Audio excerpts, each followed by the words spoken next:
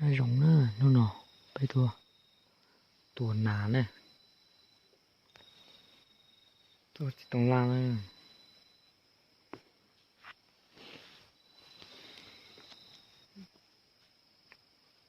bắt tí tê sao nằm mà, chả nói về cho bây giờ nằm khởi nữa, không được hao nón nữa,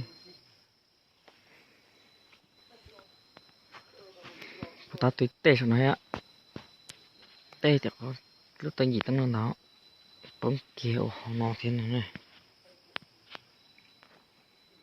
cho nó chị, cho bây giờ là bền chiến này.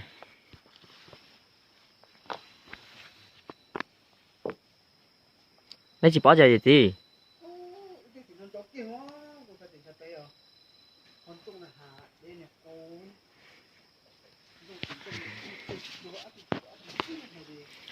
Tôi ở tôi bung nó chẳng chỉ à? Ở tôi bên trong.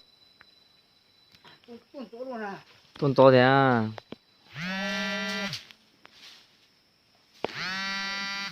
Họ bảo ta chẳng nó kỳ cầu này ít phan ra đấy họ ta.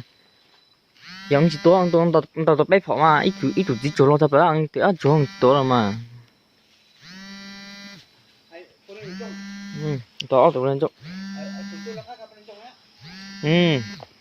Tôi bây giờ em thấy mà.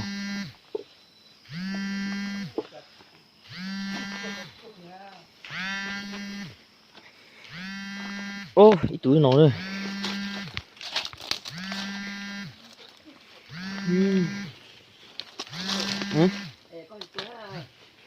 Anh giờ thì tối rồi, tê to hồ rồi. Thốt thì tối. Tê to hồ rồi. Nếu chỉ bắt gì đâu. Tôi tê nó anh cái gì?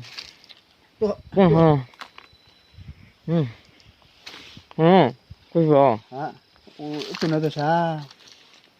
Cái gì hả? Chẳng nên to hồ, anh chọn này, anh chọn cho anh sát thôi. Cái nhiều con trâu nào chứ trâu không tên à? Nhiều con chó kẹp tiền á.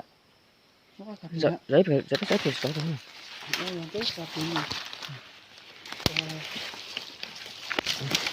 Mẹ các con trâu sao mà chỗ chúng mấy cái này Phiếu. cái này không được sao? Cái đó phải làm mồi không? Nhưng mà nếu sống được thì chắc mình to ra. Ở dưới to. Có chỗ ấy có chỗ đâu. Chỗ tôi chỉ mua chỗ tôi cho ta cho Ô, trần trung.